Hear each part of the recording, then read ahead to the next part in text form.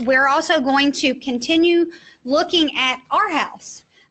We worked initially on 7 different workflows is what they call them. One of them was how incoming calls and emails come in and how to route those. I know that sounds really simple, but when you're working across 3 agencies, it gets very difficult when this person answers the same question and I then go back and research it, and then I talk to that person. They're like, well, I told them this already and I've already spent 3 hours researching it. That's, as our commissioner says, a heck of a way to run a railroad. So looking at how individuals access the folks who sit in our offices. Like I said, they looked at 7 initially, and we started a focus group within hours. So how they're taking input out in the field, they're also doing it in our house. We have folks like some of my staff, they went and sat at their desk and said, show me how you do it. And they get in there and they say, okay, well, I'm going to play with this system. And they'll do exactly what they did. And they're like, well, okay, this can be, you know, they'll come back and say, do you realize you have the same person doing the same thing 3 different ways? Oh, no, I didn't realize that. So they'll say, here was the most efficient way. Oh, that makes sense. So kind of looking at that, they'll continue those processes and teach us how to do them so that when they leave, we can replicate that to kind of continually look at our house and make sure we're doing things. And then complete a formal assessment of the options. So once we've kind of gathered all that public comment, we'll put that into play with those options to meet the goals that we'll identify, and then present those to leadership with the backing of what you said. So not only will they just say, well, here's what we think, or what Jill or what Lori thinks. They'll say, here's what the individuals that were out in the field, those folks that we talked to and sent in comments, here's what they said. That is brand new. When we talked to CMS and I told them, I said, here's what we're doing, I thought they'd be like, why are you doing all that? And they were like, oh my gosh, no other state is doing that. And when we talked to Navigant, and I said, I want to go to 10 places all across Kentucky. They said, you want to do what? Yeah, I want to talk to people. I want to sit in a room with them and talk to them. I don't want to wait for them to come to me. I'll go to them. Okay. So we went out and they said, you know, not many states do this. And if they do the big meetings and just say, here's the information. And we did that with the first to say, here's the information, and those have their place. But I wanted to talk to folks, and that's what we did. And so those will kind of guide that assessment. And so when they go to, for instance, and it has to go all the way up to the governor. So when we take that to the governor, we have backing that says, you know, 84 people said XYZ, 90 people said ABC, and have the backing to say this is what folks said. So that's why utilizing that mailbox is vitally important. If you have something to say, now's the time to say it, because otherwise it doesn't get heard, and I have no way to know that. So we'll put together that plan. And this next step is really exciting to me as well. Typically, we'll get that first round of public comment and change things and say, okay, it's going. We're coming back out again. And this time it'll be the bigger meetings because we've already kind of heard. And so this will be more of a tweaking and your chance to say, well, why did you pick that way? Because we have lots of folks across the state, and of course not everybody's going to be happy with every choice, but this gives us a way to explain to folks this is why we got there, and then allow for you to look at that plan and say, well, this is, I think you could tweak this here, and then basically after we get those back, and that's after we get those back is when we will kind of close the public comment as to what you were talking about, so that we can put together a final plan and submit it. And basically after those town hall meetings, and we'll probably allow a few weeks to let people get comments into us, we will then, the folks that have to actually write the regulations and the waivers, we will say, okay, here's the plan, here's what we heard, here's what it is, and we'll go into a room and for 2 weeks just put, because it's manually typing that into a computer somewhere, and it's not a quick process at all, and there's no cutting and pasting, especially with what we're doing now. And so to kind of talk about, so where are you? What decisions have you made? Quite honestly, we've made none. We have not, we've looked at those 20 options that they gave us. And even as early as last week, they were talking to us about the different options. And when I went into that meeting, in my mind, I said, oh, I know what we should do. And in looking at them all again, I was like, I have no clue. I have no clue. I don't have a crystal ball to say, here's what we're going to do. But we are taking a very deep dive and looking at every single piece of every single waiver. So to Lauren, was that her name, Lauren, or Laura's question?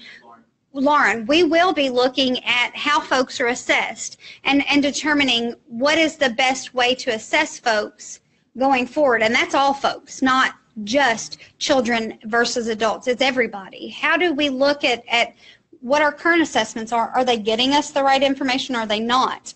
And utilizing that information. We'll be looking at things like, are the services that are there, are they utilized? Are there services that folks said astoundingly that they needed that we don't offer? Are there populations that we don't cover that we need to cover? Looking at everything and looking at all the different options and which one of those fits Kentucky best, and even tweaking the options that they've given us to say, well, what about this? And looking really deeply at what we're doing. I can say since I've been in state government, I've never seen anything done this way. Not ever. I've never seen the support from even on high to make sure this is done correctly. One of the statistics we hear is it's 10% of the Medicaid population, 30% of the budget. And when you look at Medicaid dollars, and 30% of my budget is a lot. I like to hold on to that. I usually use it on shoes and dresses, to be honest about it. But to look at Medicaid's 30%, it's not a big piece of the pie, but for the folks that we touch, it is an essential piece of the pie. The folks that you all have sitting in Frankfort, and I'll include myself in that, this is our passion. This is what we care about. I don't care about government work. I'm a nurse by trade. I went into nursing because I love people. I did pediatric nursing. I did ER nursing. I love people. I love the folks that we work with. I ran Money Falls the person, and while we were out, there was a lady who came up to me and she said, Lori Gresham, she said, have you worked at Medicaid long? And I said, yeah, I've been there for a while. And she said, well, we knew a Lori Case that worked there and ran MFP. I said, oh, that would be me. I got married. And she started crying. And I'm like, oh, I've done something bad. I know I didn't answer her call. And she said, you fought for my son to move out. He had a brain injury. He was a younger gentleman who was stuck in a nursing facility, had a car accident, and was stuck there because Mom, she was a tiny little thing. I mean, I didn't know how tiny she was until that day, but she was a tiny little thing and couldn't pick him up and put him in a wheelchair, so she couldn't care for him at home. And so I fought for that boy. And when she told me his name, I remembered him. And I would go to battle with providers. Yes, you can provide this service. Let's talk about how you can do it. And worked with a couple of providers to do some really kind of neat and innovative things. And she looked at the young man and said, do you remember that girl that we talked about, Lori? And he shook his head yes and gave a thumbs up. And he said, this is her. And he had one tear roll down his cheek. And so those are the things that we hold on to. Those are the things that we want to happen. I quite honestly could make a lot more money working in private sector. You all know government folks don't get paid a lot of money. That's not what my passion is. My passion is making sure the folks that we care for and the folks that provide services to those folks, that we're doing it right. So if you take away anything from this, that is what I hope, is that we care about hearing from you. We care about hearing what you want, what you need, what's working, what's not working. How can we do this better? We are really bought into that. And for the first time that I can remember, we have support on high to do this right. We can't do it right unless we get your words, unless the Arthurs of the world, he's one of our favorite people that tells us what we want to hear and what we don't want to hear. I can't know what the Arthurs want unless the Arthurs tell me. Please, please, please tell us. That's what this mailbox is for. You can call me. I am out, I was telling Walt, basically until July, my calendar's pretty well booked, either doing things like this or doing things to further this project. But this email, my phone, which is in my bag, and if you haven't heard, it's been buzzing since, and it pretty well buzzes nonstop. I read every one of these emails. I also send those on to Navigant. They have a team that reads those emails, and we filter those through. And so please, please, please utilize this mailbox. Call me. Those things are vitally important. Otherwise, we don't hear them. And for a long time, folks have not been heard. We are committed to hearing folks. So that's the end of what I got. What questions do we have? You may have said this and I just missed it, but what is the target completion date of information gathering for these larger town hall meetings? So to complete the project, we don't have a deadline. Nobody's told us you have to have it done by this time. What our internal goal is, we'd like to be done by, have it submitted by July of 2018. That's our goal. That's a very soft goal. But to do it right, that we just kind of looked at what all we had to do and kind of went back from when legislation is in and kind of looking at those timelines and what it typically takes CMS to approve things and kind of went backwards from there. So our target is summer of 2018. Okay, so they did the implementation as a result of this, another year or so. It would depend on the changes. If it's a quick change, which I don't anticipate, it would be based on what those changes are. So I can't give you a time on that just because I don't know what the changes are going to be. So it could be 2019 before 2021. I mean, I'm just, okay.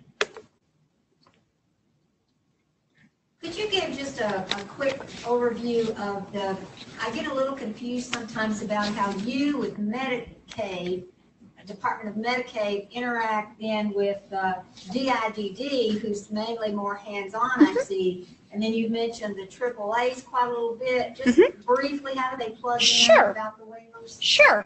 So the Department of Medicaid, for the federal government, the Department of Medicaid is the sole source of authority. Basically, that means they hand us the checkbook and say, here, write the checks out. In doing so, those assurances that I talked about at the beginning that we have to make sure we're taking care of folks, those are under us. What DBHDID and Dale, who runs the AAAs, what they do is they administer. So the day-to-day stuff of looking at the nuts and bolts of how the things work, we contract with those entities to do the day-to-day while we kind of oversee the policies and procedures, the money and how it flows in and out, and looking at those entities and make sure that they are providing the services appropriately. Does that make sense? Other questions? A question online from Bonnie. Hi, Bonnie.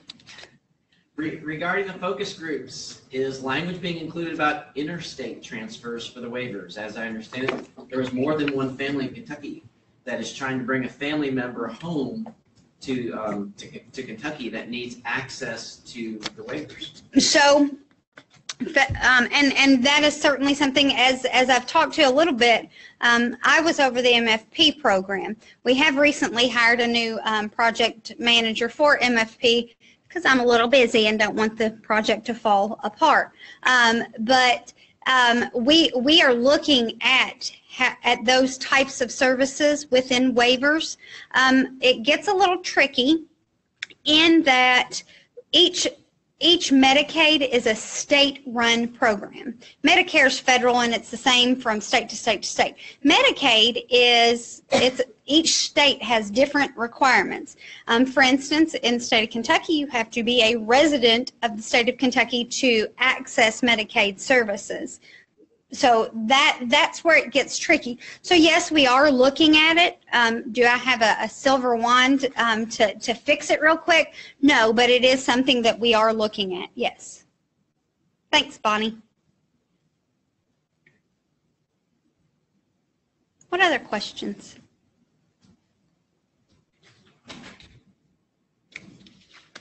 Whoever opened those doors, thank you. I was roasting.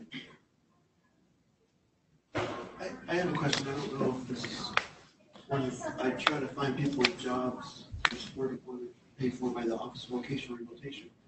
It seems like, my sense is that some of the Medicaid providers don't really want the person to go to work. Is that because they can't bill for services during that time while they're working? Is that true, or is that like? So what the question was here in the room, you work for VOTEC, is that correct? I work for Independence Place for independent living. We help people Who utilizes. We provide support employment services. So there's a gentleman here who he's a supported employment provider, and he's encountered where there's an individual who doesn't want to work, but some of the providing entities that touch them don't really want or don't necessarily support them wholeheartedly in accessing outside employment, and he wants to know if that's because they can't bill. And the truth is, you can't bill for two services at once, and so if they're not at ADT and in fact at a job, then we would not expect you to bill Medicaid for that because you're not providing a service. And in addition, if we're providing another service, federal mandate says that you can't bill two services at once that are Medicaid funded. And so that's now whether I can't say whether their intent of not assisting those folks is that they don't want them to because they want to get paid, because I'm not that provider. So I'll leave that to your devices. Can you explain patient liability? So she asked me to explain patient liability. The quick answer is no, but I'll explain it somewhat. So, and please do not ask me to calculate it, because one, I'm a nurse, and the only math we do is desire over have, which tells you your dosage. That's all we do. We're not mathematicians. But for patient liability, the federal guidelines set a state's poverty rate. And as I talk to those financial eligibility pieces, they say for the state of Kentucky, here is what, like I said, I think it's 170% for regular Medicaid, roughly 300 for waivers. Here's what the federal poverty level. So anything above that, the federal government says that's what somebody is responsible for their health care. So if you make above whatever that magic number is, and again, there's all kinds of things that play into that, all kinds of expenses, all kinds of bills that I have no idea. That's all done at the DCBS that play into that number. Anything above that is what the federal government says that person is responsible to pay towards their health care. So it's kind of like an insurance premium for private sector insurance, that your insurance says we'll pay this much, you pay this much. Who does that apply to? The folks that are above that 170%. A little bit of input with regard to long-term skilled nursing Medicaid individuals in that situation.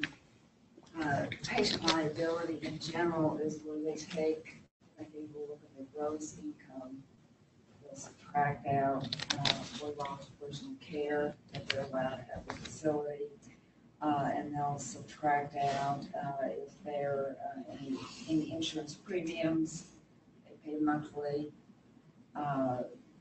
Humana, AAA, that sort of thing, as well as their Medicare supplement and they take if they have a pension, if they get a required minimum distribution from an IRA, all of that is taken into account, and then you subtract all that, and that's an estimated net patient liability that person will pay the nursing home each month, and then everything above that, Medicaid will cover in nursing home facility. But I'm talking about if you're not in a nursing home. Okay, now that, outside of the nursing home, I'm not familiar with patient liability and other services. And it's that they're both targeted as long-term care supports, and it's figured very similarly, except you wouldn't pay it to the nursing home, you would pay it to Medicaid. I have a friend that is required to do patient liability. He's on the home and community-based waiver, and he has a physical disability. Mm-hmm. And it's very, it's really hard for him to do that. And if he works, his patient liability goes up. So it's not really paying him to work, and as a result, he is living in poverty. Because he had been working, and they're like, no, you can't, if you do that, your patient liability is going to go up. So it's a huge disincentive to work. And is that something that the state requires? No, that's a federal requirement. That's to be part of the Medicaid program. That's that financial eligibility piece. But I'm told that, see, my son does not have to pay patient liability. And I asked somebody, and I was told, and this may be wrong, that that's because he was Medicaid eligible at the time he started.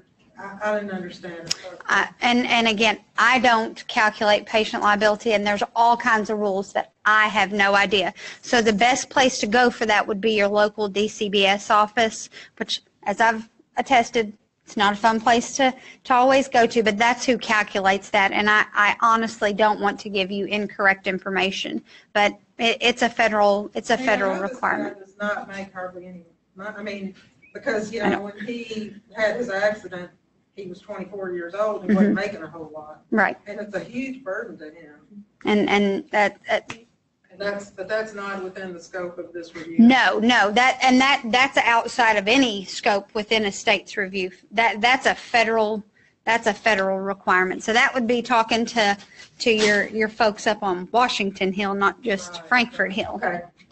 You're welcome. A question from online. Would you mind to briefly go back to the topic regarding the assessment of a child versus an adult within the Michelle P. waiver?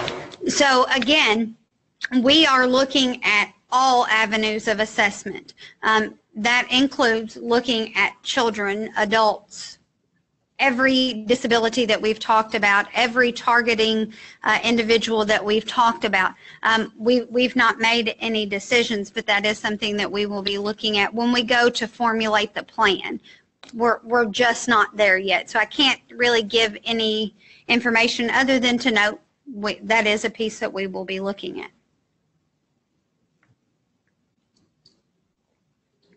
A question from Amy online. What is the maximum support level available through the HCBS waiver? And what do you mean by maximum support level?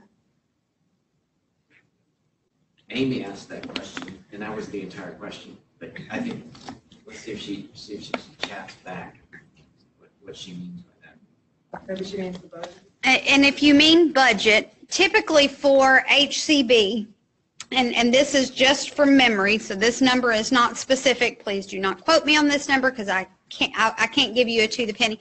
It's roughly around, I want to say budget neutrality is right around 38,000, I think, roughly around that. So basically for those individuals, what you're looking at to fit within that federal guideline, you're really looking roughly, and again, it's based on the need of the person. It's not that I say, well, everybody gets 40 hours a week and everybody gets 40 hours. It's based on their need. But typically for those folks, and this is just typical, it's roughly around, you can afford 8 hours a day. Now, that's not to say that every agency has the availability to send somebody there 8 hours a day. It may be that the agency in your area, what we have heard, is that they'll say, I can only send somebody for 2 hours a day. And so that gap in the provider network of having available workers is certainly something that we heard across the state and are looking at kind of what we can do within waiver redesign to address that. I hope that got to your question, Amy. Amy replied back, per month. Per month. I have no idea. No idea. And again, it's based on each individualized person, so I can't give you a dollar number by any means.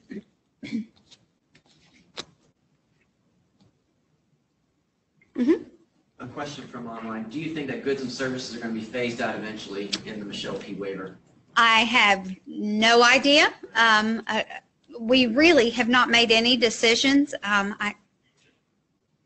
Nobody said that. I mean, that's not anything any of us have said that, hey, we need to get rid of goods and services. What do you mean by goods and services? It's a service within Michelle P. that, for instance, and this is just one thing that comes to mind that I've seen in the past, is older individuals who need disposable diapers and things like that.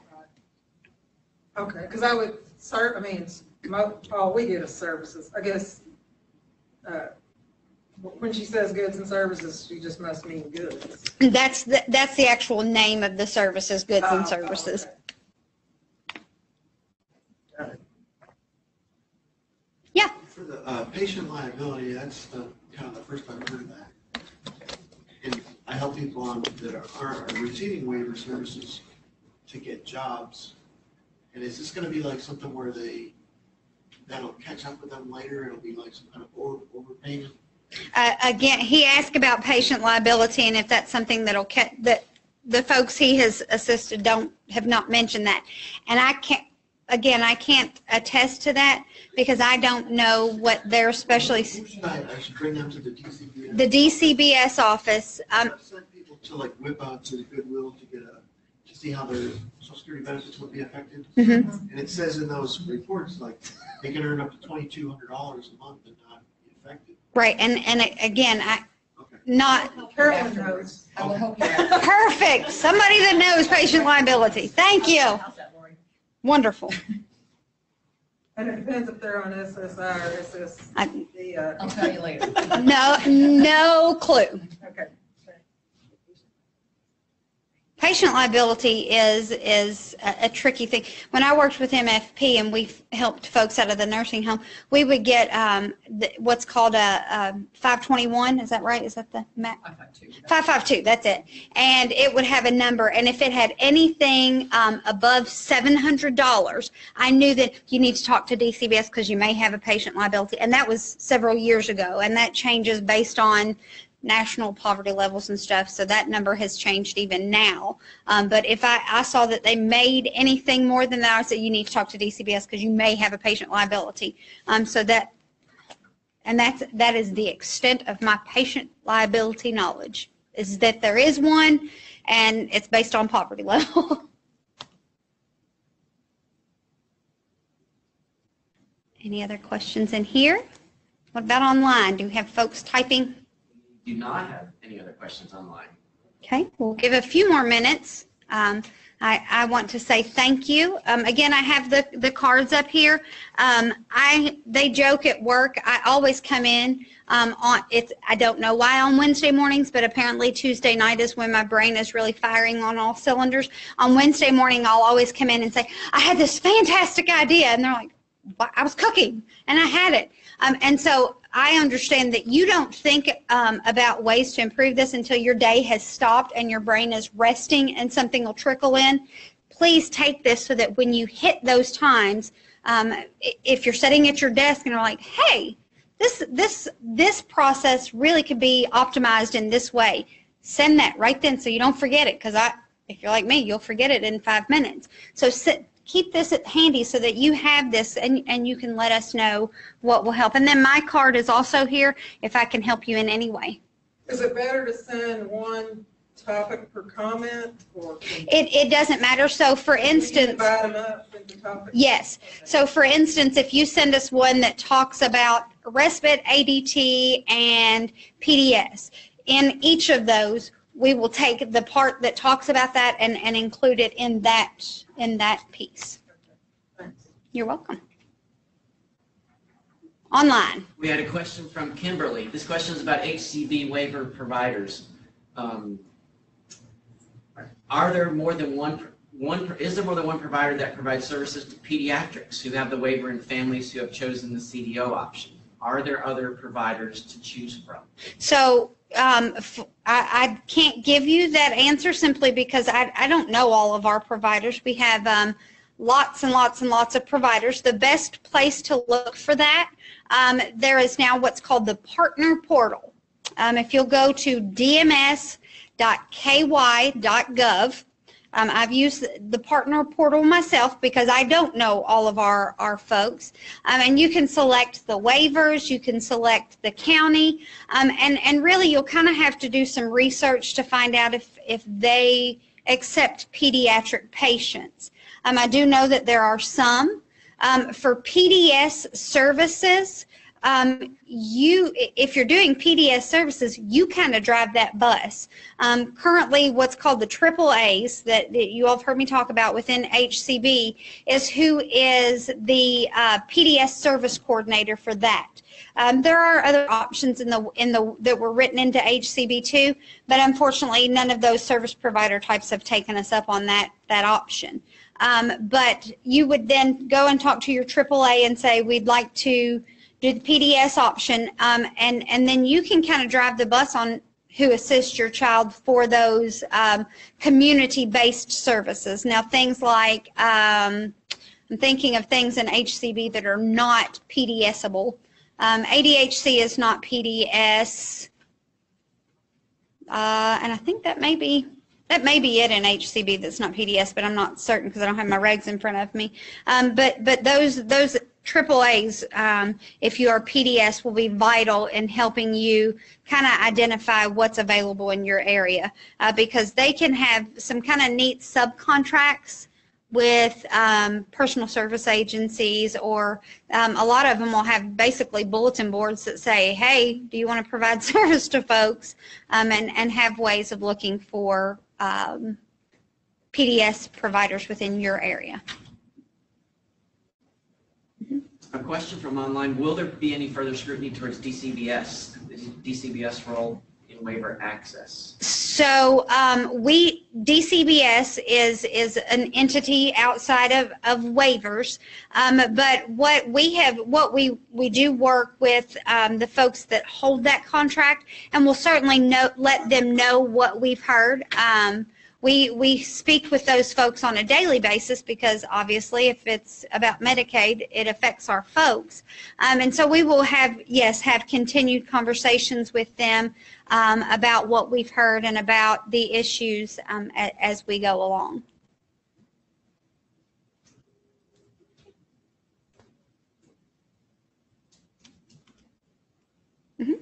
Kimberly from online asked the question, is there a number to check the Michelle P. waiting list status, and how often is the list updated? Yeah, you can call 502-564-7540 and just let them know you want to know your wait list number, and they can look that up.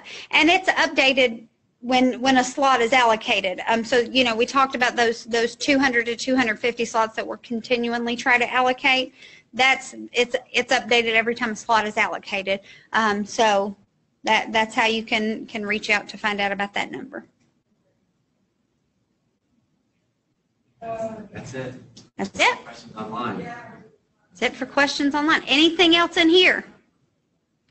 Well, thank you all so much for the opportunity to come and share with you. I'll hang out for a little while, and if you need anything, just let me know. Thank you, Lori. Thank you.